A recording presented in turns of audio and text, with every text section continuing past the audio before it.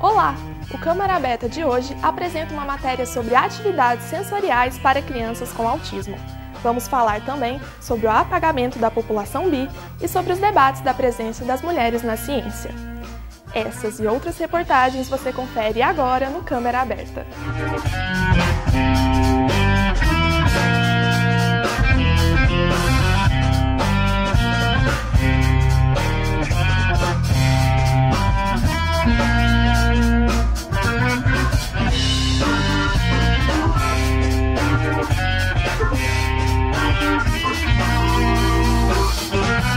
Olá!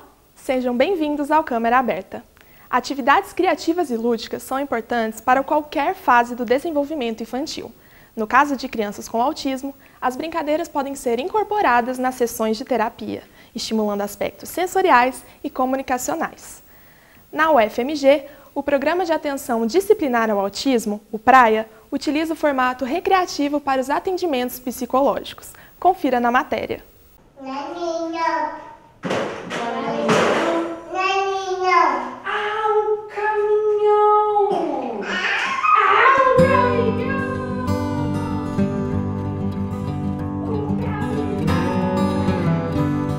O transtorno do espectro do autismo é um transtorno de neurodesenvolvimento, de base genética, com algumas questões ambientais que a gente ainda não compreende muito bem. Então, trata-se de um espectro em que essas pessoas, nos seus diferentes graus, vão sofrer alguns prejuízos nas questões sociocomunicativas, além de ter interesses restritos e estereotipados e questões também de processamento sensorial que a gente vem estudando cada vez mais. Antigamente a gente esperava, que a criança tivesse 3 anos de idade para que o diagnóstico fosse dado, e isso não é mais necessário dentro das definições mais recentes dos manuais de diagnóstico.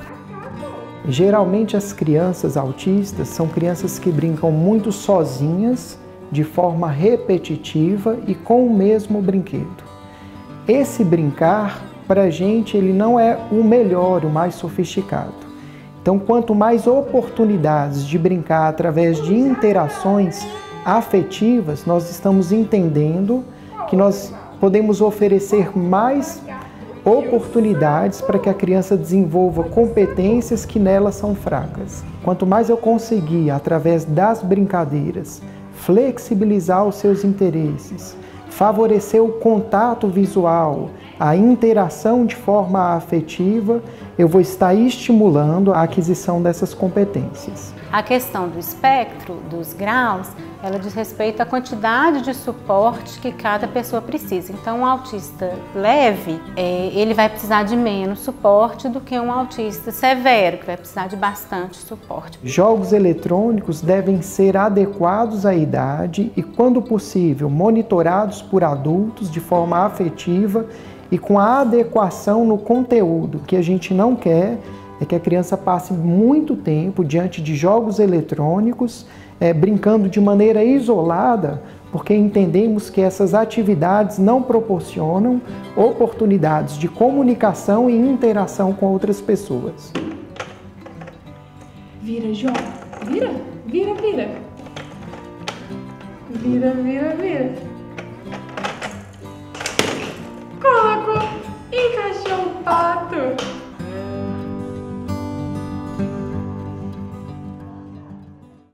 Muitas vezes, com o intuito de ajudar um amigo ou uma amiga com depressão, recorremos a falas que podem gerar impactos negativos na vida de uma pessoa que sofre com a doença.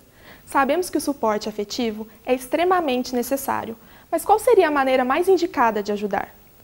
Para tirar essas e outras dúvidas, conversamos com o psicólogo Gilmar Fidelis, que atua no Núcleo de Apoio Psicopedagógico aos estudantes da Faculdade de Medicina da UFMG.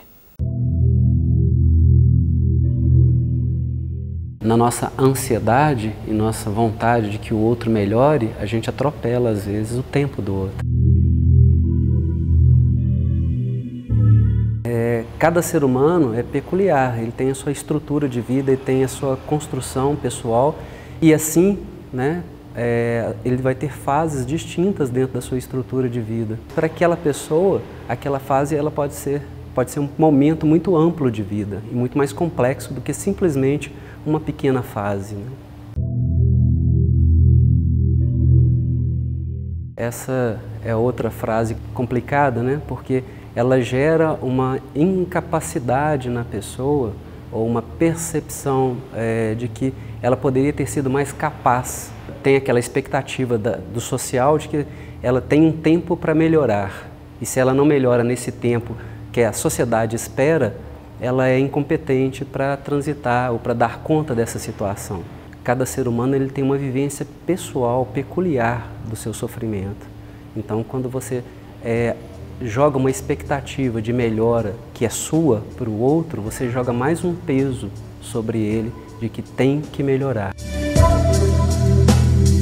Num contexto em que a pessoa precisa mais de acolhimento do que comando, ela pode inclusive gerar o que nós chamamos de um cenário rebote, né? Um sentimento de que eu preciso reagir, mas eu não estou dando conta de reagir. A gente tem relatos de pessoas que ficam dias na cama, dias, mal se levantam para fazer necessidades mais elementares.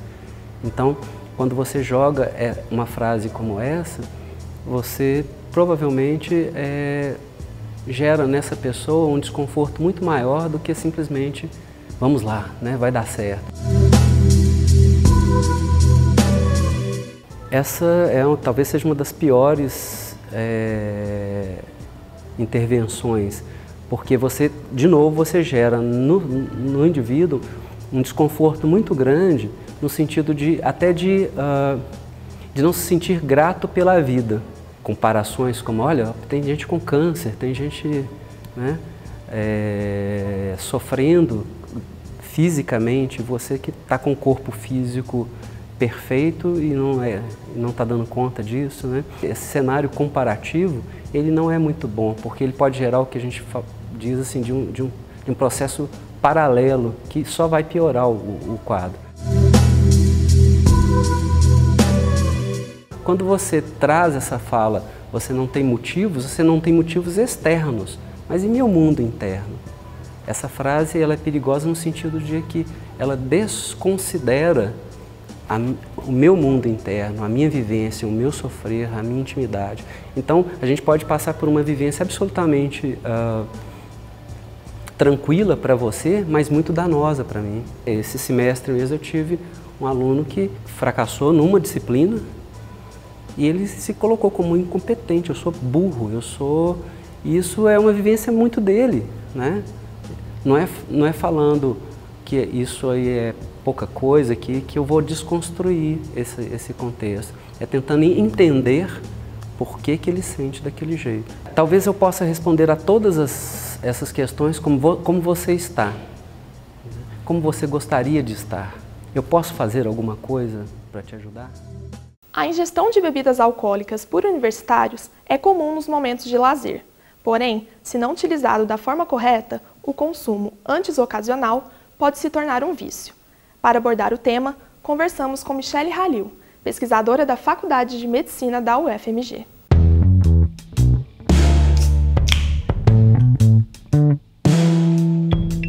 De acordo com o Centro Regional de Referência em Drogas da UFMG e a Prefeitura de Belo Horizonte, cerca de 70% da população belo-horizontina já experimentou bebidas alcoólicas em algum momento da vida. Essa porcentagem sobe para aproximadamente 90% quando o assunto são os estudantes universitários. A população que mais consome álcool no Brasil e no mundo é a população de jovens entre 18 e 29 anos. Então a gente tem que entender que essa população é a população que está mais presente nas universidades, Então logo é comum que a população de universitários seja a que mais consuma álcool, tanto no Brasil quanto no mundo. Em relação às pessoas que relataram ter ingerido álcool nos últimos 12 meses, a porcentagem é de 50% da população de Belo Horizonte. Dentre os universitários, esse número chega a 70%. Essa idade é uma idade de experimentação, A gente sabe que tem muitas coisas novas, experimentação de ambientes, situações, comportamentos. A gente sabe que tem muitos eventos, muitas festas e as comemorações geralmente são regadas ao álcool. E outros aspectos também, como por exemplo, a maioridade que facilita a compra de bebidas, a questão de morar sozinho, muitas vezes, porque muda de cidade, a interação com os pares e amigos, fazer parte de um grupo.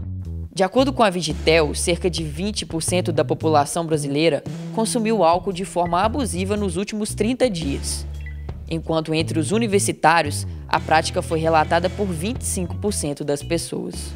Primeiro a gente identifica a frequência que a pessoa faz uso, mas geralmente a perda do contato social, questões ligadas a o que você faz, está sempre ligado ao consumo de álcool, né? Eu consigo frequentar ambientes sem o consumo de álcool, quando eu não posso beber por alguma situação, eu deixo de frequentar ou eu me sinto incomodado, né? Se o álcool é usado como uma bengala, né, que a gente diz, ou como um suporte em que você só consegue fazer as coisas, isso já é um alerta, isso já pode ser um indicativo de dependência, mas a princípio pode ser um alerta. Precisa ela entender primeiro em si o que isso está causando, né, de sofrimento, de perda, às vezes na questão do jovem universitário, perdas acadêmicas, se está associado à depressão, a outros sintomas, né? Conversar com um colega, conversar com um amigo, talvez conversar com a família e tentar procurar ajuda, né? Hoje em dia a gente sabe que o álcool, né, e o consumo abusivo de álcool, assim como a dependência, fazem parte, né, do espectro de uma doença crônica, mas que sob tratamento tem controle e é super tranquilo da pessoa conviver e ter uma retomada aí da vida com todo o seu potencial, né, sendo usufruído.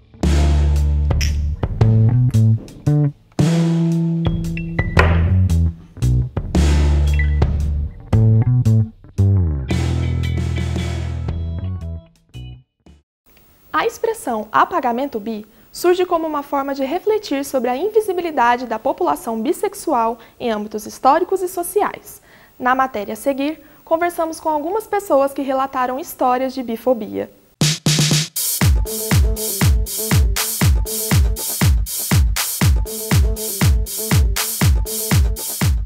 É uma experiência de que metade da minha vida eu achei que eu era doida, porque eu não era lésbica nem hétero, então o que eu era, né?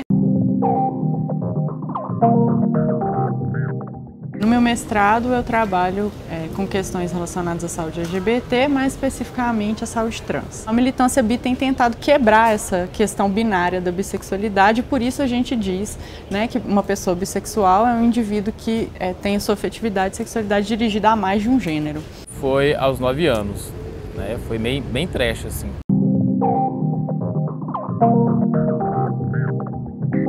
Eu falo que o meu X-Tube era a revista da Avon, onde eu via a parte de lingerie feminina e ficava excitado, a parte de lingerie masculina eu ficava excitado também. E foi bem difícil, porque família tradicional, não se tinha diálogo, não se falava sobre sexualidade, inclusive não se fala até hoje, né? Eu me aproximei de uma menina e até então eu nunca tinha beijado garotas e ela um dia me beijou.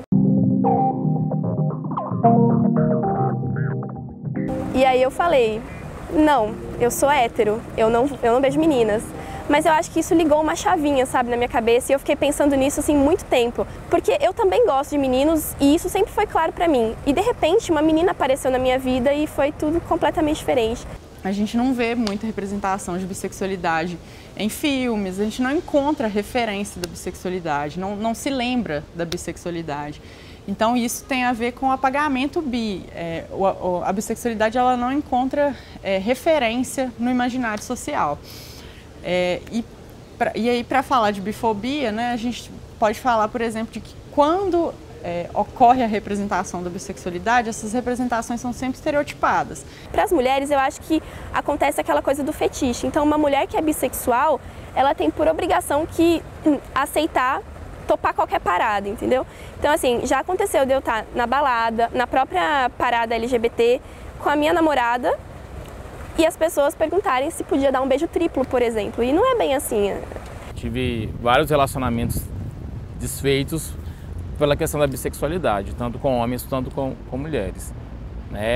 Alguns relacionamentos que tinham até uma probabilidade de ser duradouros, mas eles não passavam do terceiro encontro, quando eu citava que eu era bissexual. Porque as pessoas têm a ideia de que tô aqui com a minha namorada, passa um cara interessante, eu vou largar ela aqui e você correndo atrás dele. Ou vice-versa. Uma das coisas que eu mais ouço é quanto à minha feminilidade. Então, muitas pessoas falam assim pra mim, mas você gosta de meninos e de meninas, mas você usa maquiagem, você usa vestido, você gosta de passar esmalte na unha. Então, quando você tá com meninas, eu acho que não é tanto pra valer. Eu acho que, na verdade, você vai casar com um menino. Isso eu já escutei algumas vezes e isso é péssimo. Trocar experiências é muito bom. Se eu tivesse tido alguém para trocar essa experiência quando eu me descobri, até mesmo depois da minha descoberta na minha adolescência, com certeza não teria sido tão difícil. O meu conselho é esse: se você está passando por essa fase, procure uma ajuda mesmo que profissional e procure os seus amigos, porque com certeza você tem um amigo bissexual e você nem sabe. E no fundo, eu acho que não importa o corpo da pessoa, a gente se apaixona pela alma, entendeu? Então assim, quando você começa a pensar no que a pessoa tem dentro, você já não se importa mais com o corpo dela ou com o gênero. Então assim, tudo bem você se apaixonar por almas e não por corpos. Eu acho que é isso. Ada Lovelace, Grace Hopper, Frances Allen e Caroline Sintra. Essas são apenas algumas das diversas mulheres presentes na história da computação. Uma história que foi escrita por homens e mulheres, mas que muitas vezes é lembrada apenas através do olhar masculino. No Departamento de Ciência da Computação da UFMG, por exemplo, apenas 16% dos cursos são ocupados por mulheres. Nesse cenário, foi criado em julho de 2018 o projeto Beat Girls, com o objetivo de analisar e aumentar a presença feminina na área. Confira a nossa conversa com a coordenadora do projeto, a professora Mirella Moro.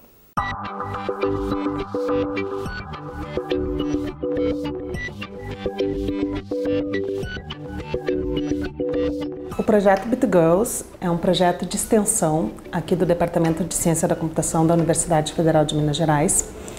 E o objetivo é muito simples, é atrair mais garotas, meninas, para os nossos cursos de computação. 3 metas. Primeiro, traçar um perfil das nossas alunas, entender as meninas que fizeram essa opção. O segundo é criar material de divulgação, divulgar a área para meninas. E aí a gente pode divulgar na nossa página, nas mídias sociais, fazer uma divulgação. E o terceiro é fazer eventos. E esses eventos eles podem ser aqui no DCC ou nas próprias escolas. Tá? E aí a gente pensa em Belo Horizonte e região. Eu participei do Mind the Gap, que é um evento da Google com o DCC, com o projeto Beat Girls. Eu achei bastante interessante poder participar e mostrar para as meninas do ensino médio o que é a computação. Mostrar que computação não é só, talvez, programar, não é só o que elas veem. As meninas de hoje em dia, e também as que estão começando agora nessa área de estou no ensino médio, tem que escolher uma profissão, elas sabem o que o médico faz, o que um profissional do direito faz, mas o que computação faz. Então, é uma área bem ampla e o projeto Beat Girls tem foco nisso, em mostrar quais as áreas da computação estão aí e precisam de meninas. A oportunidade de trabalhar no Beat Girls surgiu por meio de uma pesquisa da Mirella, que é a professora coordenadora, onde ela estava procurando por alunas que trabalham como designer, sabe, para dar uma cara para o projeto, para criar uma identidade visual. O projeto Beat Girls, ele, sobretudo, ele assim, me abriu também mais para essa reflexão, sabe, do que é ser uma mulher na computação. Eu já estou no mercado de trabalho, eu já sou formada na área, eu já trabalho, então agora eu estou fazendo mestrado, então assim, eu já vivi experiências que me fizeram pensar sobre isso, sabe? Sobre a pouca presença feminina na computação, sobre um preconceito que ainda existe. Então, assim, a minha participação no projeto, ela está me fazendo repensar melhor isso e me posicionar melhor, sabe? Como uma mulher na computação.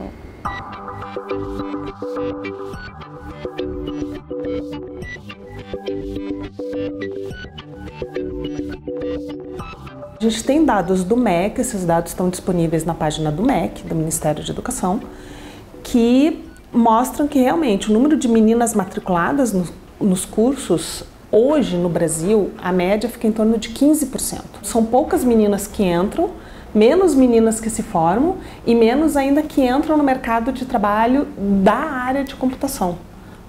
O aplicativo mais usado é rede social. Quem são os consumidores? Então, os consumidores são metade homem e metade mulheres. Mas quem são os desenvolvedores dessa tecnologia? 80% homens. Então, tem uma falha aí que está no desenvolvimento. Então, a necessidade de trazer mais meninas e mais mulheres para a área é em função de atender melhor os consumidores, entende? De ter essa diversidade no desenvolvimento do produto.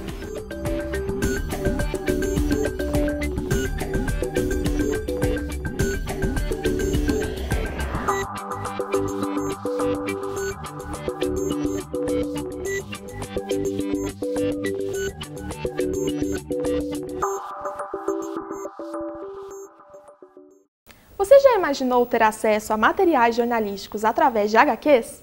Desde os anos 90, o gênero jornalismo em quadrinhos surge como uma alternativa tanto para o público quanto para os profissionais e ganha cada vez mais espaço em diversas plataformas. Eu conversei com o estudante de comunicação Guilherme Porto e também com o pesquisador do gênero jornalismo em quadrinhos, Flávio Vale. E você confere tudo isso agora. Como você se informa? Eu me informo por meio de TV, jornal, revista, internet. E revista em quadrinhos. Quadrinhos?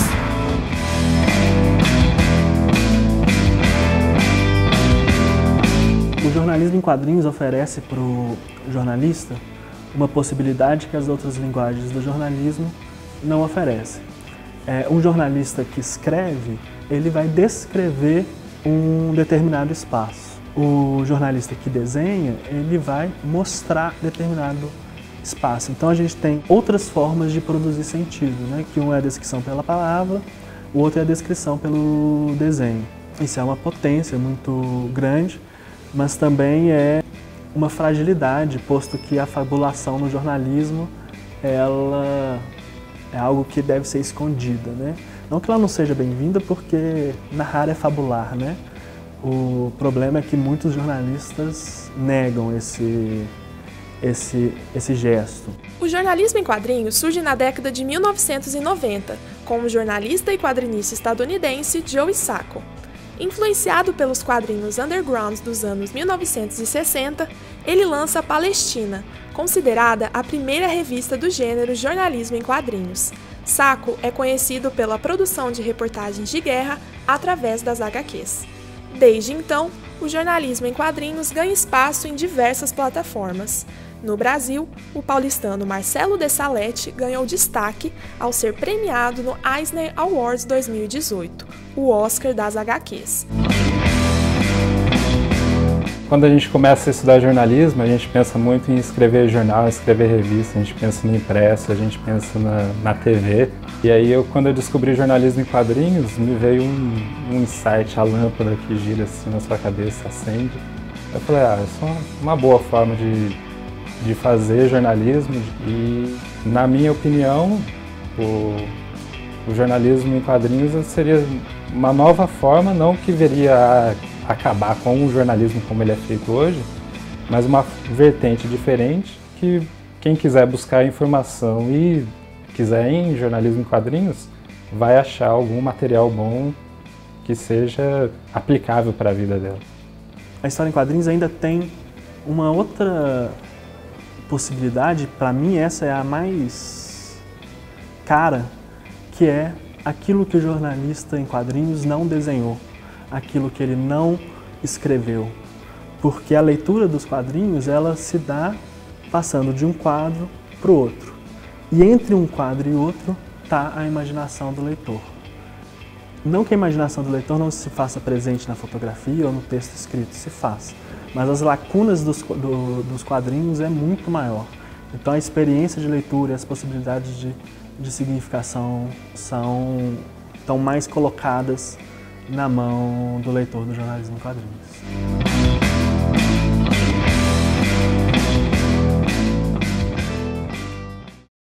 Na UFMG, os estudantes podem atuar na docência através dos programas de monitoria da graduação de imersão à docência. As atividades são voltadas para auxiliar alunos e alunas no período extraclasse. Em nossa reportagem, conversamos com estudantes que compartilharam experiências como monitores. Confira!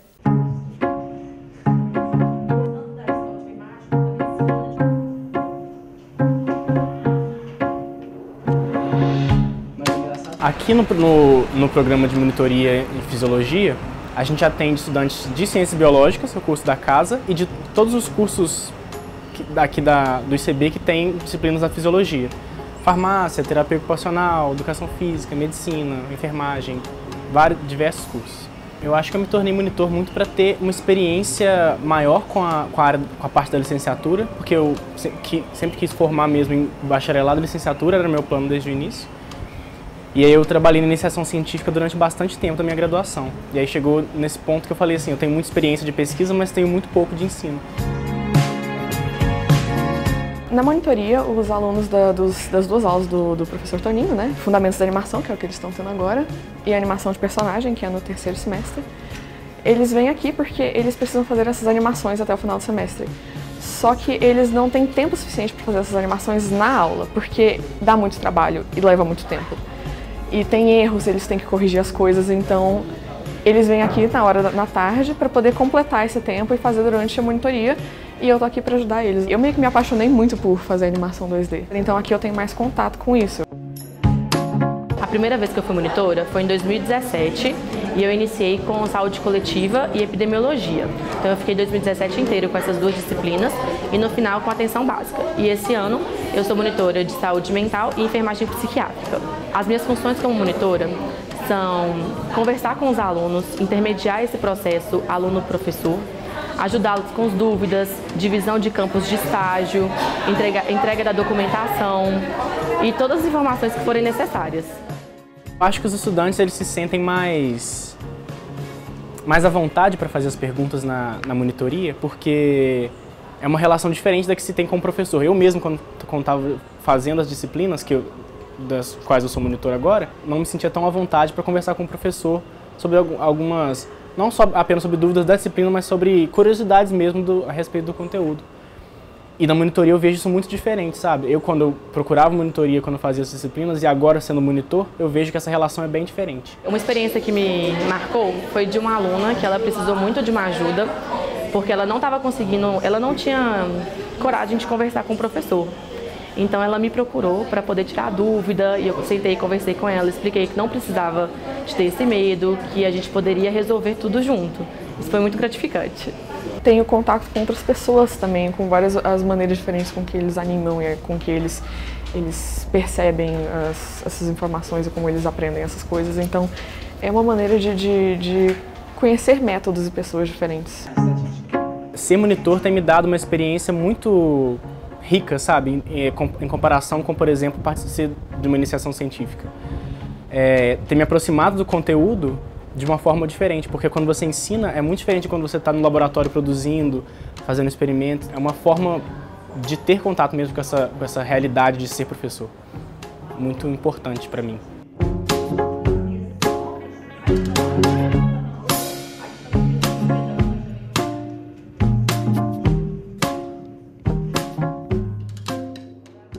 Pesquisa desenvolvida no Instituto de Ciências Biológicas da UFMG ganhou o prêmio Mulheres na Ciência, na categoria Ciências da Vida. Coordenado pela professora Angélica Vieira, o estudo analisa como uma alimentação rica em fibras pode ajudar a combater bactérias resistentes a antibióticos.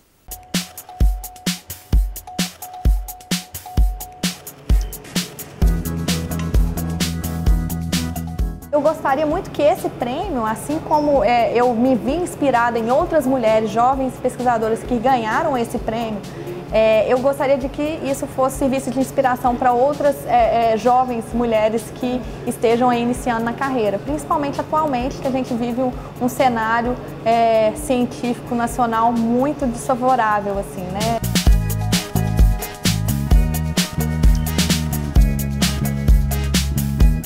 Uma das linhas de pesquisa com a qual eu venho trabalhando e pretendo aprofundar os estudos é exatamente tentar buscar das estratégias de modulação da microbiota para restaurar o equilíbrio dessa microbiota, dessas bactérias que vivem no nosso intestino, através de uma alimentação saudável, equilibrada, rica em fibras. Fibras essas que eu uso, por exemplo, nos modelos experimentais em animais, a pectina, que está muito presente na casca da maçã ou mesmo de outras frutas cítricas, na polpa de beterraba, como uma estratégia de terapia ou de prevenção de doenças de difícil tratamento, como, por exemplo, doenças causadas por infecções por bactérias resistentes a antibióticos. Os antibióticos de última geração, que hoje já estão no mercado, eles não conseguem combater bactérias que são, por exemplo, consideradas superbactérias. É um problema de saúde pública muito importante, então eu acho que buscar estratégias de tratamento alternativas seria extremamente relevante para tratar essas doenças. E o Câmera Aberta fica por aqui. Obrigada pela companhia e até a próxima edição.